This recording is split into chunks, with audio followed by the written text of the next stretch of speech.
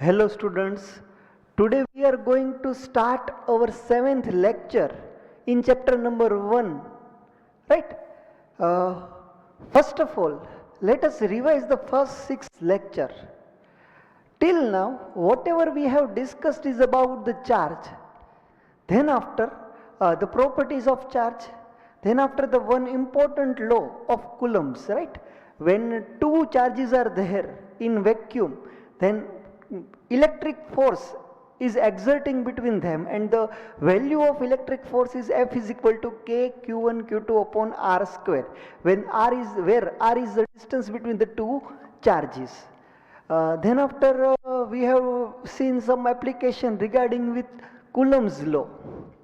પછી તમે કોઈ પણ ચાર્જ લેસ બોડી છે ને ચાર્જ કઈ રીતે આપવો તેના વિશે પણ થોડી ઘણી વાતો કરી હતી. In today's lecture we are going to start one new concept which is field. You are familiar with the magnetic field, but today I am going to teach you electric field. So see, suppose I have this object, right, and one magnet is there. See, આમ તમે બધી વસ્તુ check કરજો. Right now it is steady, right? આ magnet છે, તો મેગ્નેટના અરાઉન્ડમાં magnetic field lines હોય. You cannot see that magnetic lines, but effect of that magnet is prevailing around its area. તો જસ્ટ આ મેગ્નેટ પડ્યું હોય તો એની આજુબાજુમાં એની ઇફેક્ટ તો હોય જ તે, પણ આપણને ખબર ન પડે. ક્યાં સુધી ખબર ના પડે? જ્યાં સુધી કોઈ એક આયરનનો રોડ અથવા તો કોઈ આયરન પાર્ટિકલ એના નજીકમાં ન હોય ત્યાં સુધી ખબર ન પડે. સપોઝ કે આવું કોઈક પાર્ટિકલ જેવું આની ઇફેક્ટના અંડર નીચે આવે, જો જો જો જો ડિસ્કો કરે, જો જો આ ચોટી ગયું, જોયું? પાછું કરું? હાલો એકવાર પાછું, જો ધ્યાન રાખજો આની સામે. Right now it is steady, પણ જેવું હું આને બાજુમાં લાવીશ ને, એમ જો જો જો જો જો જો જો જો જો જો આ એ તમને એક વસ્તુ નોટ કરી,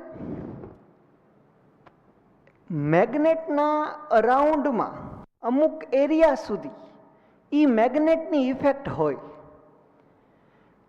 When one iron particle or some another magnet comes near that area, that magnet acting force on it. Magnetic force છે એ એટ્રેક્ટિવ પણ હોય, રિપલ્સિવ પણ હોય. મતલબ હું તમને એવું કહેવા માંગુ છું કે મેગ્નેટના આજુબાજુનો સર્ટેન એરિયા, કે એ એરિયા એવો એરિયા છે કે જેની અંદર આ મેગ્નેટની ઇફેક્ટ હોય કાંઈક ની કાંઈક. ખબર કેમ પડે કે મેગ્નેટની ઇફેક્ટ કેટલી છે? તો કે કોઈ એક અનધર પાર્ટિકલ એ રિજિયનમાં આવે ને ત્યારે ખબર પડે કે મેગ્નેટની ઇફેક્ટ કેટલી છે. આ ઓલા જેવી વાત થઈ કે હરેક સિટીના અંદર, કોઈ મોટા મોટા મેગા સિટીના અંદર ખબર એક આખો એરિયા એવો હોય જેમાં ભાઈ લોકો જ રહેતા હોય બધા. એ એરિયા એવો હોય કે જેની અંદર આમ એનો જ દબદબો હાલતો હોય, એનું જ રાજ હાલતું હોય.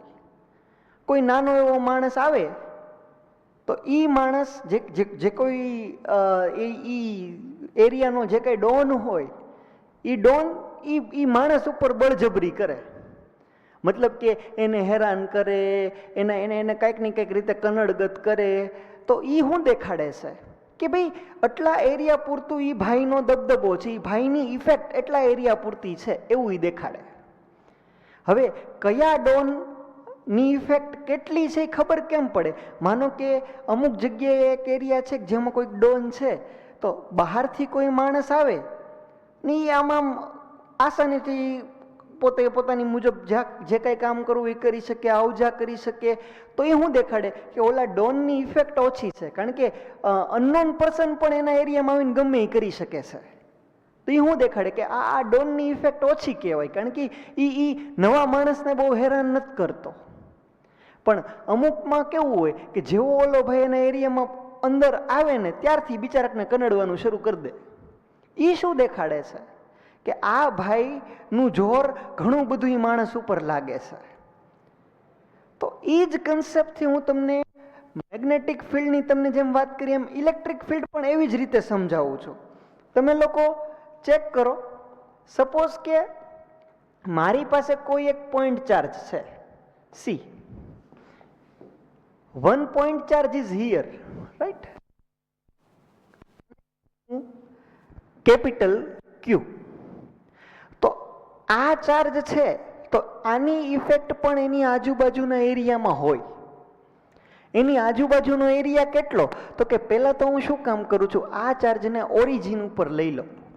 એટલે કે આ મારી થઈ ગઈ પોઝિટિવ એક્સ એક્સિસ, આ થઈ ગઈ નેગેટિવ એક્સ એક્સિસ, આ થઈ ગઈ પોઝિટિવ વાય એક્સિસ, આ થઈ ગઈ નેગેટિવ વાય એક્સિસ.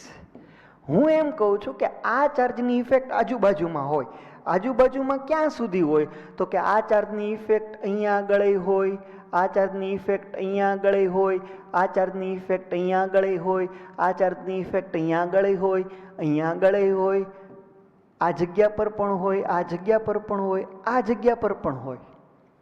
પછી આમ બહાર આવતું હોય, આમ આખું એક સ્પીયર, કેમ એ ચાર્જ ક્યુ સેન્ટર પર હોય અને એક અમુક રેડિયસનો એક સ્પીયર તમે કન્સિડર કરી લો, એ બધા એરિયાની અંદર આ ચાર્જની ઇફેક્ટ હોય. પણ આપણને ખબર ના પડે કે આ ચાર્જની ઇફેક્ટ કેટલી છે. When you placed a small charge into this area, at that time this charge exert a force onto it, right? તો કે તમે શું કરો છો, એક નાનકડા એવા સ્મોલ ચાર્જને આપ કોઈ પોઈન્ટ ચાર્જ છે સ્મોલ ક્યુ, એ સ્મોલ ક્યુને તમે આના એરિયાની અંદર, મતલબ કે આની ઇફેક્ટ જ્યાં સુધી છે એ સુધીના વિસ્તારમાં ક્યાંક તમે સ્મોલ ક્યુને પ્લેસ કરો છો. તો શું થશે? તો કે when there is two charge, Coulomb's law is acting. According to Coulomb's law, one force is exerted between them. See, one charge is capital Q, another charge is small q, and the distance between them is suppose small r. So one type of Coulomb force exert between these two charges, and the value of that Coulomb force is what? K q1 q2 upon r square. This is the Coulomb's force, right? પણ હું તમને એમ કહું છું કે તમારે ઈ વસ્તુ not કરવી છે કે આની ઇફેક્ટ છે કેટલી. તો મારે શું નોટ કરવું જોઈએ? આ પર્ટિક્યુલર પર્સન પર કેટલું ફોર્સ લાગે છે એનાથી હું ડિસાઈડ કરી શકું કે ઈ ભાઈની ઇફેક્ટ કેટલી છે. કોઈ અનનોન પર્સન એ એરિયામાં આવે અને એના ઉપર કેટલી બળજબરી થાય છે એ તમે ડિસાઈડ કરો તો તમને ખબર પડે કે ઈ ભાઈ જે કંઈ પણ એરિયાનો ડોન છે એની ઇફેક્ટ કેટલી છે. સેમ વસ્તુ કોઈ અનનોન પર્સન, કોઈ બહારથી કોઈ એક માણસ આના એરિયામાં આવે છે અને ઈ પર્સન પર આના દ્વારા કેટલો ફોર્સ લાગે છે એ તમે ચેક કરો તો તમને ખબર પડે કે આની ઇફેક્ટ કેટલી છે. મીન્સ હું આવું કરવા માંગુ છું કે આ પર્ટિક્યુલર સ્મોલ ક્યુ છે ને એને આના ડિનોમિનેટરમાં લઈ લો. સ્મોલ ક્યુ, આ ફોર્સ ઇઝ ઇક્વલ ટુ કે ક્યુ અપોન આર સ્ક્વેર. આને રીડ કેમ કરાય? પર્ટિક્યુલર સ્મોલ ક્યુ ચાર્જ પર કેટલું ફોર્સ લાગ્યો એને કહેવામાં આવે ફિલ્ડ. ફિલ્ડને તમે ડિનોટ કરશો ઈ વડે. સી આ શું થયું તમને ખબર પડી? કદાચ આની વેલ્યુ હું યુનિટ લઈ લઉં, આ સ્મોલ ક્યુ છે એની વેલ્યુ યુનિટ લઈ લઉં, યુનિટ વેલ્યુ મીન્સ કે 1 લઈ લઉં, તો જે ફોર્સ છે એ જ ફિલ્ડ છે. તો ડેફિનેશન કઈ રીતે આવશે? યુનિટ ચાર્જ પર કેટલું ફોર્સ લાગ્યું એ તમે કેલ્ક્યુલેટ કરી લો એટલે તમે ફિલ્ડ કેટલું છે કેલ્ક્યુલેટ કરી લીધું કહેવાય. એ પર્ટિક્યુલર કેપિટલ ક્યુ છે એની ઇફેક્ટ કેટલી છે તમને ખબર પડી જાય. So this F upon Q is known as electric field. Force છે ને એ વેક્ટર ક્વોન્ટિટી છે. You need direction as well as value. So અગર આ ચાર્જ કેપિટલ Q છે ને આને શું કહેવામાં આવે ખબર? આને કહેવામાં આવે સોર્સ ચાર્જ. કે એ મેઇન માણસ છે ત્યાંનો સોર્સ ચાર્જ છે. અને આ ચાર્જ તો તમે શું કામ લાવ્યા હતા? તમે ટેસ્ટ કરવા માટે લાવ્યા હતા કે આની ઇફેક્ટ કેટલી છે. That's why this charge is known as test charge is always positive and its value is so small. So આ જે ચાર્જ છે એ ટેસ્ટ ચાર્જ કહેવાય, આ સોર્સ ચાર્જ કહેવાય. એ બે વચ્ચેનું ડિસ્ટન્સ આર હતું. તો અત્યારે જે કંઈ પણ ફોર્સ લાગે છે એની ડિરેક્શન કઈ છે? The direction of coulomb force is in this direction, right? કે આ ડિરેક્શનમાં ફોર્સ લાગે છે, કારણ કે આ પણ પોઝિટિવ છે, આ તો પોઝિટિવ હોય જ તે. તો બે પોઝિટિવ ચાર્જ વચ્ચે રિપલ્શન થાય, તો આને રિપેલ કરે.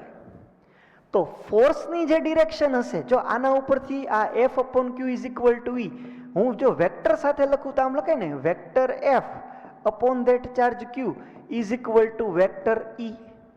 તો ઇલેક્ટ્રિક ફિલ્ડની ડિરેક્શન કઈ કહેવાય? જે કંઈ પણ ડિરેક્શન ફોર્સની છે એ જ ડિરેક્શન ઇલેક્ટ્રિક ફિલ્ડની કહેવાય. સપોઝ કે તમારી પાસે પોઝિટિવ ચાર્જ છે, પ્લસ ક્યુ છે.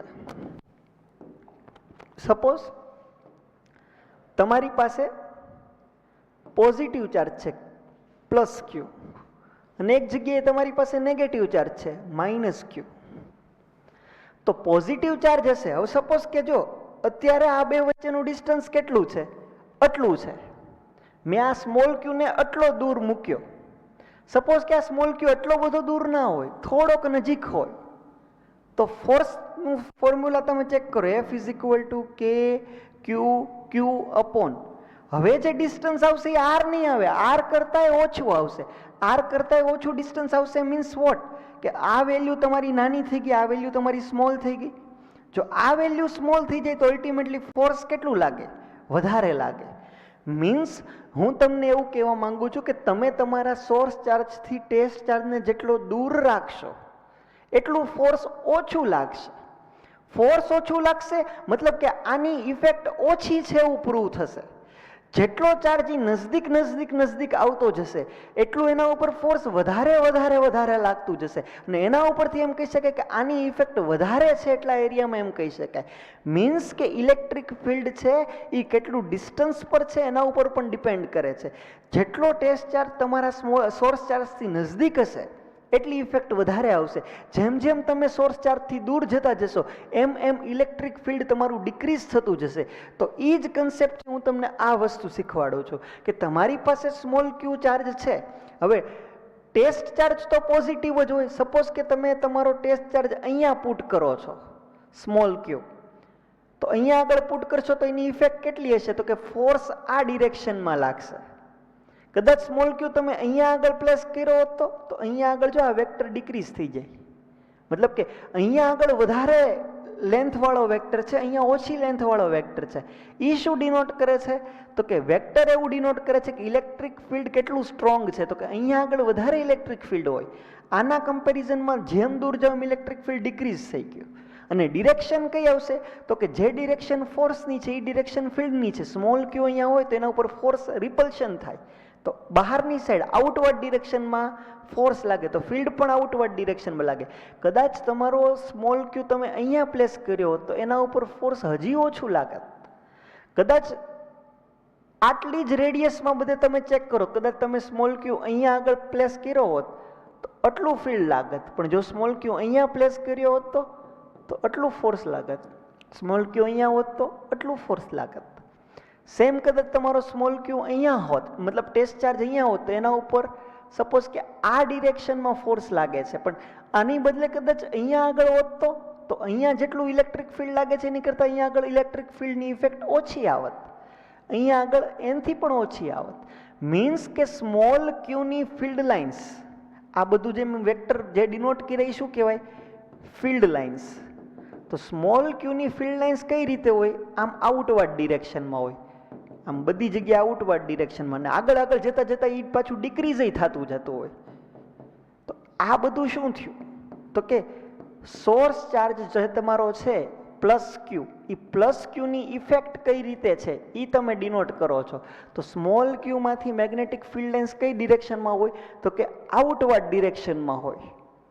પણ અહીંયા માઇનસ ક્યુ ચાર્જ છે, અહીંયા તમે ટેસ્ટ ચાર્જ રાખો છો, તો ટેસ્ટ ચાર્જ પોઝિટિવ હોય, આ સોર્સ ચાર્જ નેગેટિવ છે, તો નેગેટિવ ચાર્જ ટેસ્ટ ચાર્જ ઉપર આ ડિરેક્શનમાં ફોર્સ લગાડે, તો આ વખતે ફોર્સની ડિરેક્શન આમ થશે, કદાચ ટેસ્ટ ચાર્જ અહીંયા ન હોય, અહીંયા હોય, તો ફોર્સ થોડુંક ઓછું લાગે કારણ કે ડિસ્ટન્સ વધી ગયું. સેમ કદાચ તમારો ચાર્જ અહીંયા હોય તો આ ડિરેક્શનમાં તમારું ફોર્સ લાગે, અને જે ડિરેક્શન ફોર્સની હોય એ જ ડિરેક્શન ફિલ્ડની હોય. તો અગર તમારી પાસે માઇનસ ક્યુ ચાર્જ છે તો ફિલ્ડ કઈ ડિરેક્શનમાં હશે? ઇનસાઇડ હશે બધી જગ્યાએ. હલો, આમ બધી જગ્યાએ ઇનસાઇડમાં ફિલ્ડ લાગતું હશે.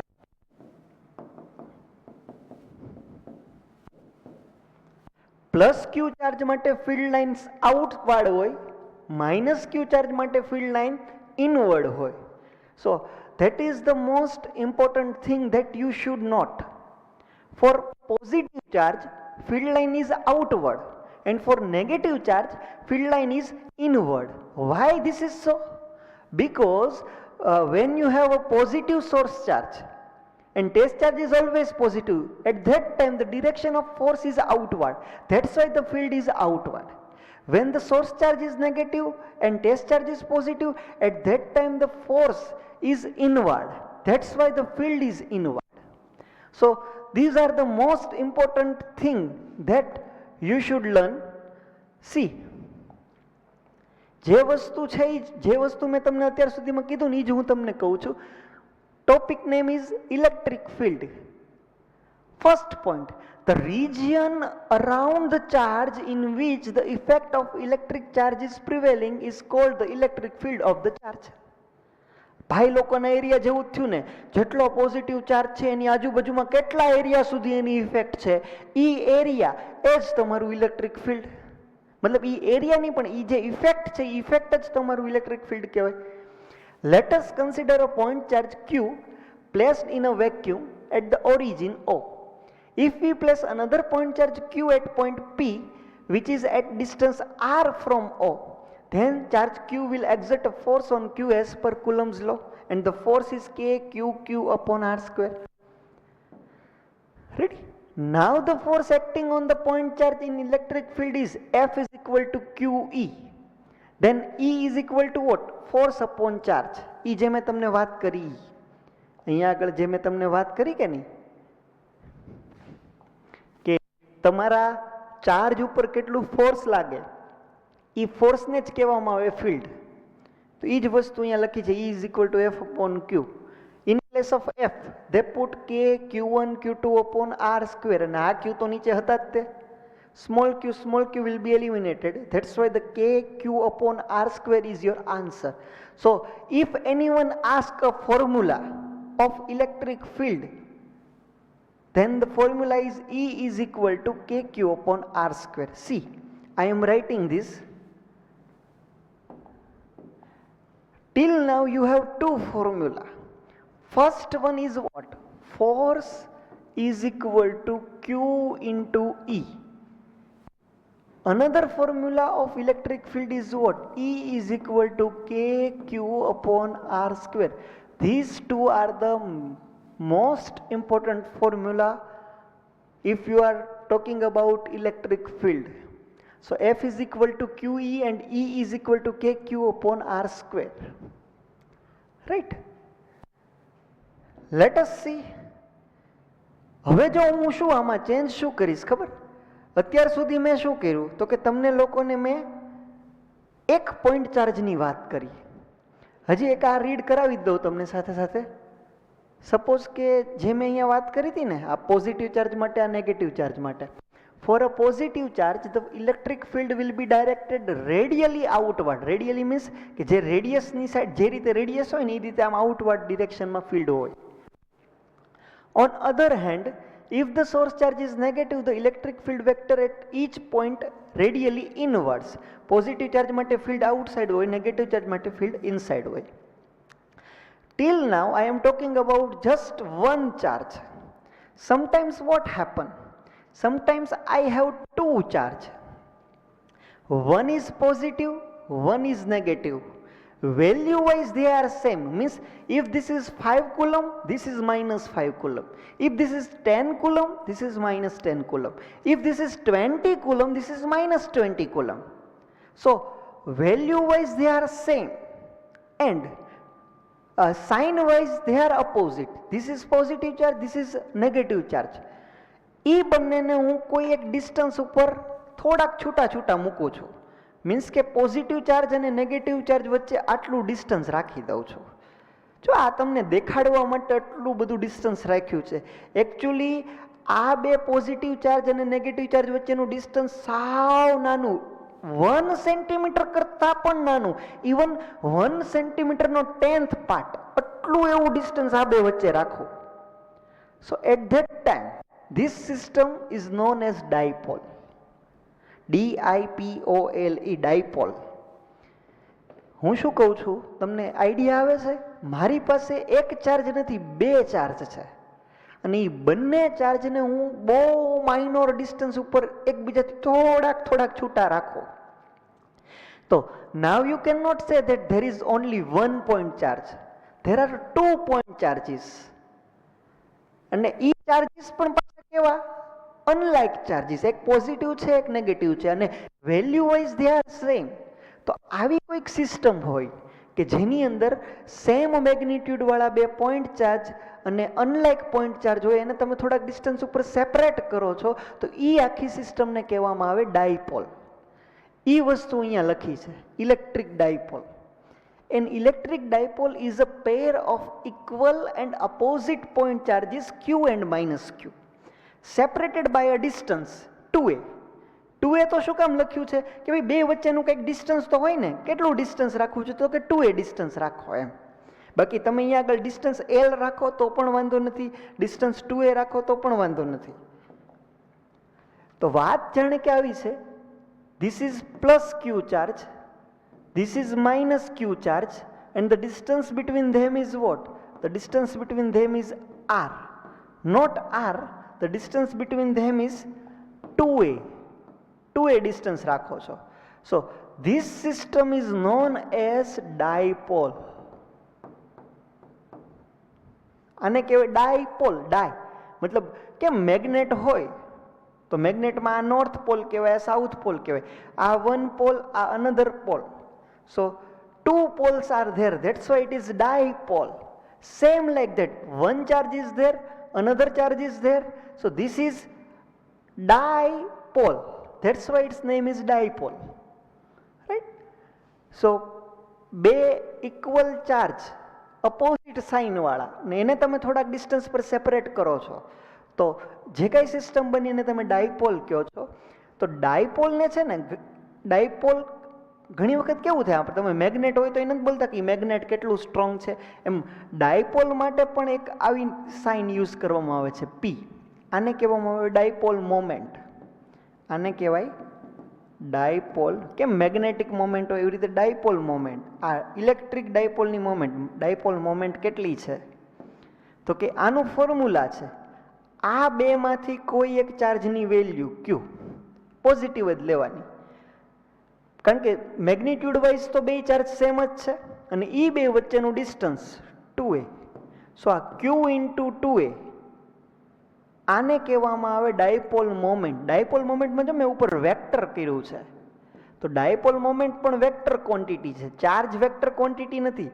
તો ડાયપોલ મોમેન્ટની ડિરેક્શન કઈ તો કે માઇનસ ચાર્જથી પ્લસ ચાર્જની ડિરેક્શનમાં ડાયપોલ મોમેન્ટ હોય. So the formula of dipole moment, જો તમે આનું મેગ્નિટ્યુડ નિકાલો તો magnitude of P is what? Magnitude of P is what તો કે Q ઇન્ટુ 2a. બટ તમે ખાલી આમ લખો છો તો Q ઇન્ટુ 2a, આ વેક્ટર વાઇઝ તમે લખ્યું, પણ ડિરેક્શન કઈ ડાયપોલ મોમેન્ટની? નેગેટિવ ચાર્જથી પોઝિટિવ ચાર્જ તરફની ડિરેક્શનમાં ડાયપોલ મોમેન્ટ હોય. એ વસ્તુ જો અહીંયા લખી છે, electric dipole moment, there is plus q, there is minus q, and distance between them is 2a. Electric dipole moment is a vector quantity, its direction is from negative electric charge to positive electric charge. Dipole moment P is equal to 2a into q.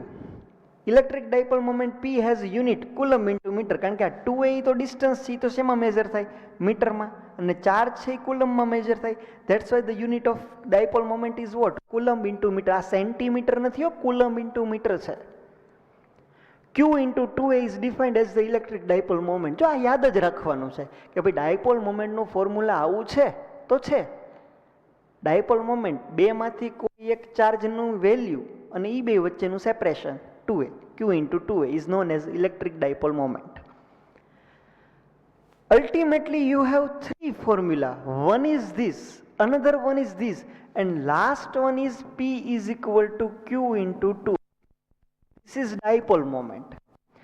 આ separation છે ને બહુ નાનું હશે, બહુ એટલે બહુ નાનું, 1 સેન્ટીમીટર કરતાં પણ નાનું. એટલે કેટલું હશે? કાં તો 1 મિલીમીટર હશે, કાં તો 1 માઇક્રોમીટર હશે, કાં તો 1 નેનોમીટર હશે, કાં તો 1 એંગસ્ટ્રોમ હશે. 1 સેન્ટીમીટર હોય તો કેટલું લખાય? તો કે 10⁻² મીટર. 1 મિલીમીટર હોય તો 10⁻³ મીટર. 1 માઇક્રોમીટર હોય તો 10⁻6 મીટર. નેનોમીટર તમારા 10th ના સ્ટડીમાં આવે છે. નેનોમીટર હોય તો કેટલું લખી શકાય? 10⁻⁹. પેન ચાલતી બંધ થઈ ગઈ છે. So ultimately you have three formula. One is F is equal to Q, another one is E is equal to KQ upon R square, and dipole moment P is equal to Q into 2a. 1 centimeter, this 2a distance is very small. I repeat that, 1 centimeter means what? 10⁻² meter. 1 millimeter means what? 10⁻³ meter. 1 micrometer means what? 10⁻6 meter. 1 nanometer, that is in your syllabus, right? In 10th class. 1 nanometer means what? 10⁻⁹ meter. And 1 angstrom means 10⁻⁻10 meter. So ઘણી વખત એ ડેટામાં એમ કહી દેશે કે બે charge વચ્ચેનું distance 1 angstrom છે. At that time you have to take the distance between two charges are 10⁻⁻10 meter. When they are saying that the distance between two charges is 1 nanometer, so you don't write 1 nanometer in place of r, you have to write 10⁻⁹ meter in place of small r. So these three are the main formula for today's lecture. Right now we are going to discuss some application regarding with these three formulas, right? See, the first question, you have to apply your mind which formula is suitable for this question, right? So try to interpret the data. First of all, find out the things that is given, and then after try to apply your mind in that direction, that which formula is suitable for this kind of data. The first thing that is given is what? The electric field at the point 3 centimeter away. So R is given 3 centimeter from the charge Q. Q is given 9 coulomb. 1 point charge is there. See, question કેવો છે? તમારી પાસે એક point charge છે. Suppose this is the point charge Q. અને આનાથી તમને distance કહી દીધું છે 3 સેન્ટીમીટર. અહીંયા આગળ આ પોઈન્ટ પર, આ પોઈન્ટ સપોઝ P, તો આ પોઈન્ટ પર ઇલેક્ટ્રિક ફિલ્ડ કેટલું છે? તો Q આપ્યું છે, કેપિટલ Q આપ્યું છે, ડિસ્ટન્સ આપ્યું છે, ઇલેક્ટ્રિક ફિલ્ડ E પૂછે છે. આમાં તો કોઈ જગ્યાએ ઇલેક્ટ્રિક ફિલ્ડ આવતું નથી એટલે આ તો કેન્સલ. બચ્યા આ બે formula. So F is equal two QE કે E is equal two KQ upon R square. ડિસ્ટન્સની વાત ખાલી આ ફોર્મ્યુલામાં જ થાય છે. સો this is the most suitable formula for this kind of data. So K, the value of K I know. E is equal to what? E is equal to KQ upon R square. In place of K you should write 9 into 10⁻⁹. In place of charge Q, Q ની બદલે તમારે value લેવાની છે. કેટલા કુલમનો charge છે? તો કે 9 કુલમનો charge છે. So 9 coulomb. Distance is 3 centimeter, but you have to take 3 into 10⁻⁻2 no square. So 9 into 9 into 10⁻⁹ upon 3 no square, 9 into 10⁻⁻4. 9 will be cancelled out. Ultimately it is 9 into 10⁻13 Newton per coulomb. See, unit of electric field is what? Newton per coulomb. કારણ કે formula કયું છે? E નું formula આવું છે ને, F upon Q. સો ફોર્સને તમે major કરતા હોય ન્યૂટનમાં, ક્યુને મેજર કરતા હોય કુલમમાં. સો newton per coulomb is the unit of electric field. ઘણી વખત એ લોકો ઇલેક્ટ્રિક ફિલ્ડનો યુનિટ આવો પણ બોલશે, વોલ્ટ પર મીટર. પણ એ તમારા ફ્યુચરમાં આવશે, અત્યારે ખાલી યાદ રાખજો કે volt per metre, this is also the unit of electric field. So the answer is clear, 9 × 10⁻13 volt per meter. Otherwise they are writing Newton per coulomb, whatever may be the unit, but the value 9 × 10⁻13 is important, right? So first question is over. Let's move on the other one. Same to same question, just data is different, slightly different. If the electric field at a distance 5 mm, means distance r is given 5 mm, millimeter means 10⁻³ meter. So in place of r you should write r is equal to 5 × 10⁻³ meter. Point charge is given, field is given 81 × 10⁶ volt per meter. You want to find out the value of that point charge. This time electric field is given and r is given. You want to find out the value of q. So once again same formula is applied. E is equal to kq upon r square. This time you know the value of E, you know the value of r, you know the value of k, and you want to find out the value of q. Just subject the q and find out the answer. So that's it. હું તમને આનું calculation હર વખતે નહીં કીધા રાખું, કારણ કે કેલ્ક્યુલેશનમાં જ તમારે સ્ટ્રોંગ બનવાનું છે. ઠીક છે, આ ચેક કરો. Electric dipole moment of HCl atom is 3.4 × 10⁻³ coulomb. ઘણી વખત કેવું હોય, આ HCl હોય ને તો આમ કેમ HCl તો આમ કેમ હોય કે ભાઈ પ્લસ હાઇડ્રોજન પ્લસ હોય, ક્લોરીન માઇનસ હોય. આ હાઇડ્રોજન પ્લસ અને ક્લોરીન માઇનસ આ એનું વચ્ચે થોડુંક એવું ડિસ્ટન્સ હોય, હાવ એંગસ્ટ્રોમમાં કે સાવ નાનું એવું ડિસ્ટન્સ હોય. તો આ એકચ્યુઅલી નેચરમાંથી મળતી ડાયપોલ મોમેન્ટ છે કે જેમાં એક આયન હોય પોઝિટિવ હોય, એક આયન નેગેટિવ હોય, એ બે વચ્ચે થોડું ઘણું સેપરેશન હોય. તો આ ઇલેક્ટ્રિક ડાયપોલ કોઈ માણસે નથી બનાવી, નેચરમાં આવી રીતની ઇલેક્ટ્રિક ડાયપોલ મોમેન્ટ હોય એની વાત થાય છે. એ એમ કહે છે કે dipole moment is given 3.4 × 10⁻30, means the value of P is given 3.4 × 10⁻30. In place of P, dipole moment, you can write Q into 2a, where 2a is the separation between that two charges. Answer is 3.4 × 10⁻30. What is the value of Q? That is given? No. Separation is given. Separation is 1 angstrom. And you want to find out the magnitude of this charge Q is what?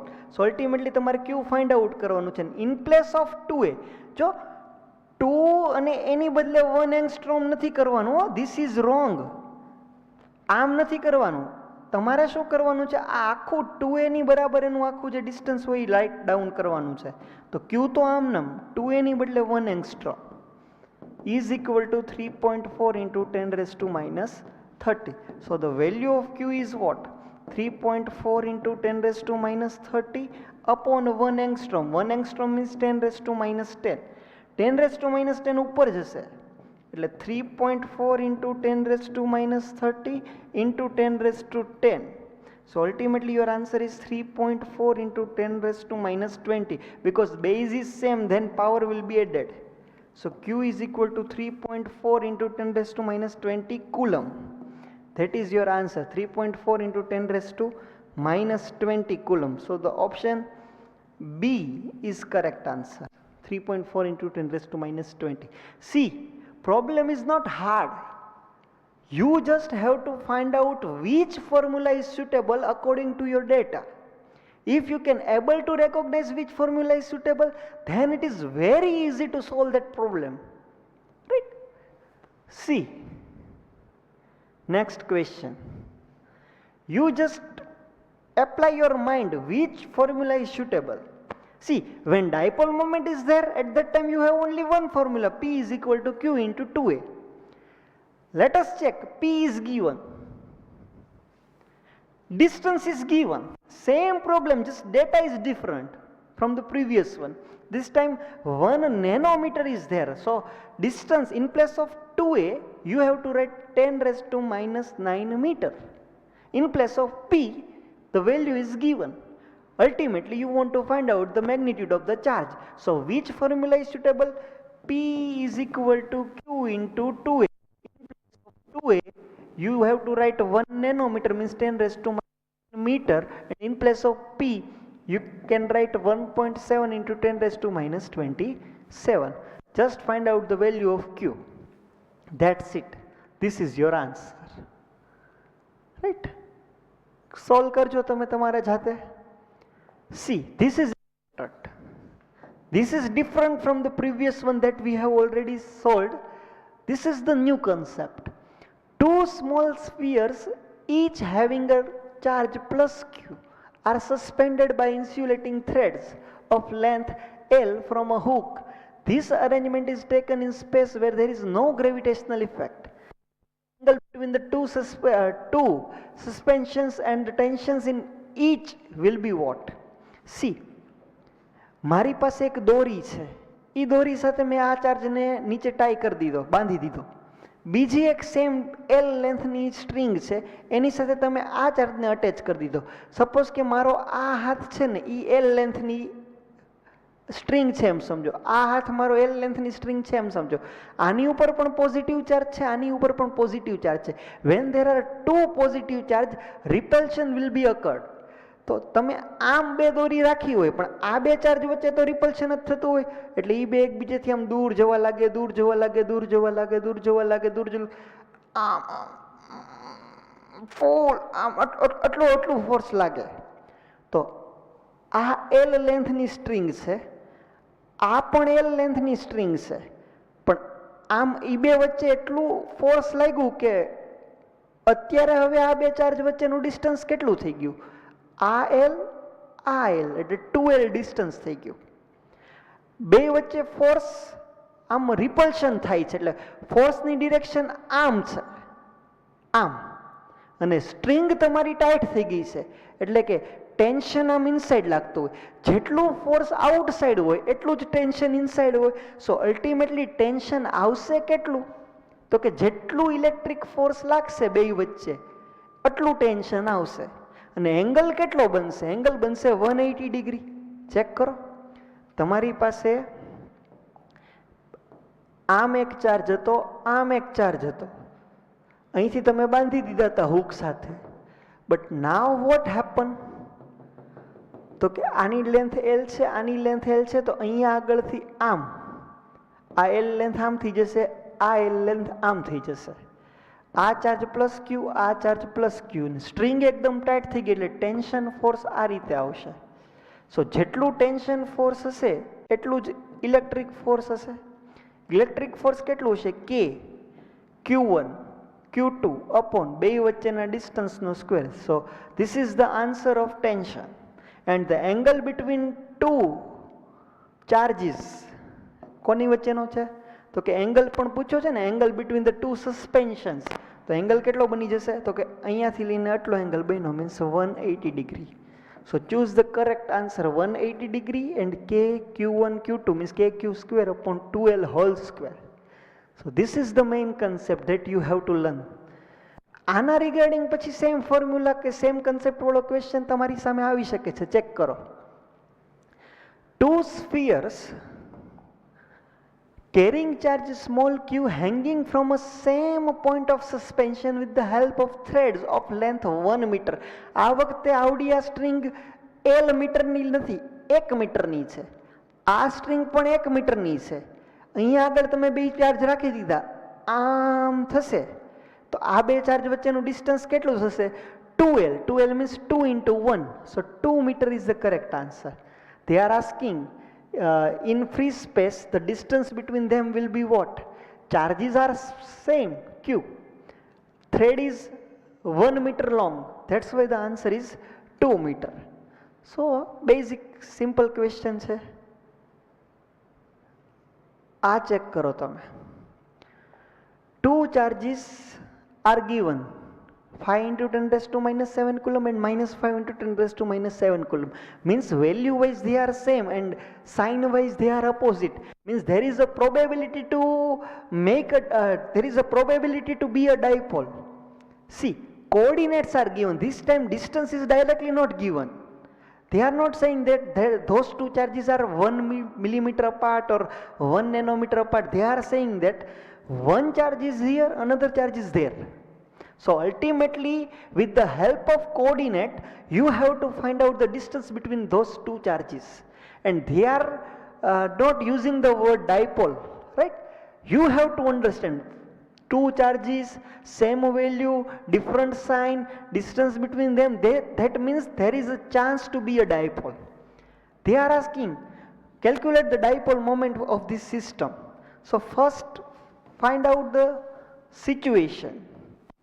Suppose this is plus z axis, this is minus z axis, this is plus y axis, this is minus y axis, x axis આમ બહારની side છે, negative x axis અંદરની side છે. સો આના coordinate કયા થયા કહેવાય 0,0,10. આમ હું 10 મીટર દૂર જાઉં તો કયું કહેવાય 0,0,-10. આમ હું 10 મીટર જાઉં તો 0,0,10. એક ચાર્જ અહીંયા છે, એક ચાર્જ અહીંયા છે. કયો ચાર્જ ક્યાં છે તો કે 5 into 10 raised to minus 7 coulomb આ સાઈડ છે. 5 into 10 raised to minus 7 coulomb આ છે minus 5 into 10 raised to minus 7 coulomb. Dipole moment કેટલી હશે? સો P is equal to what? Q into 2A. 2A is the separation between them. તો Q કેટલું છે તો કે બે માંથી કોઈ એકની value 5 into 10 raised to minus 7. Distance કેટલું છે બે વચ્ચેનું તો કે આ 10 સેન્ટીમીટર, આ 10 સેન્ટીમીટર. જો બધું સેન્ટીમીટરમાં છે પાછળ, એટલે તમારે લેવાના થશે 20, પણ એ હોય સેન્ટીમીટર, કારણ કે આ 10 અને આ 10. ઘણી વખત છે ને આમ ખબર ન પડે ને તો આના કોઓર્ડિનેટમાંથી આના કોઓર્ડિનેટ સબસ્ટ્રેક્ટ કરી દેવાના. મીન્સ વોટ, તમારે ડિસ્ટન્સ જોતું હોય ને કે આર કેટલું હશે, અથવા તો તમે એમ કહેતો કે 2A કેટલું હશે, તો 0,0,10 માંથી 0,0,-10 સબસ્ટ્રેક્ટ કરી દો, આન્સર આવશે 0,0,20. આ વેક્ટર આવ્યું. તમારે ખાલી વેલ્યુ જોતી હોય તો √0² પ્લસ 0² પ્લસ 20², એનો સ્ક્વેર રૂટ નીકાળશો એટલે આન્સર આવશે 20 centimetre. The value of distance between two charges is 20 centimeter. Otherwise direct ખબર પડે તો આમ લઈ લેજો, પણ સેન્ટીમીટરના મીટર કરવા પડે એટલે 20 into 500 into 10 raised to minus 7 into 10 raised to minus 2. આ સેન્ટીમીટરના મીટર કરવા માટે 10 raised to minus 2 કર્યા છે. So ultimately your answer is 10 raised to, આ બે તો કેન્સલ જ થઈ ગયું, -7 coulomb into metre. This is the dipole moment. P is equal to 10 raised to minus 7, 1 into 10 raised to minus 7 coulomb into meter. See this one. One point charge is placed in an electric field E is equal to 8I caret plus 6J caret. See, this is the most important and level 2 type question. Field is given, but field is in vector form. E is given. That is 8I caret plus 6J caret. Force acting on point charge is what? 100 Newton. Means the value of force is given 100 Newton. They are asking, find the electric field at a distance 3 meter from that point charge. તમારી પાસે કોઈક point charge છે, એનાથી 3 metre દૂર અહીંયા આગળ field કેટલું આવે તો કે according to our formula field is what? KQ/R². In place of K you can write 9 into 10 raised to 9. In place of R 3 metre is there, આનો સ્ક્વેર. જો તમને કોઈ રીતે Qની વેલ્યુ મળી જાય તો તમને ફિલ્ડ કેટલું આવશે 3 મીટર ઉપર એ ખબર પડી જાય. અહીંયા જે ફિલ્ડ આપ્યું છે કે 3 મીટર ઉપર કેટલું ફિલ્ડ છે એ નથી આપ્યું. કોઈ પોઈન્ટ ચાર્જને તમે ઇલેક્ટ્રિક ફિલ્ડમાં રાખો તો એના ઉપર ફોર્સ આટલું લાગે છે. તો E અને F તમારી પાસે હજી એક ફોર્મ્યુલા છે, E is equal to F/Q. જો હું ખાલી મેગ્નિટ્યુડ લખું છું તો મારે આનું મેગ્નિટ્યુડ નીકાળવું હોય તો કેટલું થાય? ઈનું મેગ્નિટ્યુડ નીકાળવું હોય તો આઈ કેરેટના કોએફિશિયન્ટનો સ્ક્વેર પ્લસ જે કેરેટના કોએફિશિયન્ટનો સ્ક્વેર. સો 8નો square 64 plus 36 under root 100 is there. So 10 newton per coulomb. This is the electric field acting between that region. So electric field કેટલું હશે તો કે 10. ફોર્સ કેટલું લાગે છે તો કે 100. તો એ ચાર્જ કેટલો હશે તો ક્યુને સબ્જેક્ટ કરો તો 100/10. આ ન્યૂટનમાં હોય, આ ન્યૂટન પર કુલમમાં હોય. સો અલ્ટિમેટલી આન્સર કુલમમાં આવી જશે. 10 coulomb is the charge. Q is equal to what 10 coulomb. અને અહીંયા જે ક્યુ આવે છે કયો તો કે આ જે પોઈન્ટ ચાર્જની વાત થાય છે ને એ પોઈન્ટ ચાર્જથી 3 મીટર દૂર કેટલું. એટલે અહીંયા હું કેપિટલ ક્યુ ને હું સ્મોલ ક્યુ કરી દઉં, કારણ કે એ જ વસ્તુ છે ને, એ જ ચાર્જ છે. એટલે અહીંયા આગળ કેપિટલ ક્યુ ને small Q. So ultimately 9 × 10⁹ into place of q you can write 10. 3નો square 9, 9 9 cancel. 10⁻10 newton per coulomb or volt per metre. This is the final answer. આટલું ફિલ્ડ હોય 3 મીટર દૂર. So this is the most important question because in which there are two formula that is used. One is F is equal to QE. Another one is E is equal to KQ upon R square. So by giving just one data, they can ask such kind of question so that whenever you are going to solve it, you have to apply two formulas. So this is conceptual and very important questions. That's it for today's lecture.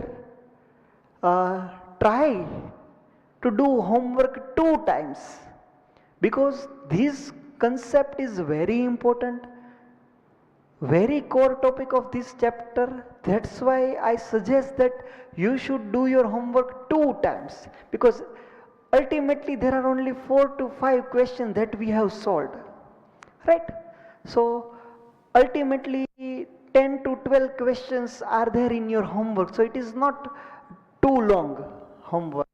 So try to do all the applications 2 times, and whenever we will meet in our next lecture, please revise all those lectures that you have learned, because after learning those lectures you can able to learn this new lecture. So that's it for today's lecture. Jai Hind, Jai Bharat, Astu. Thank you.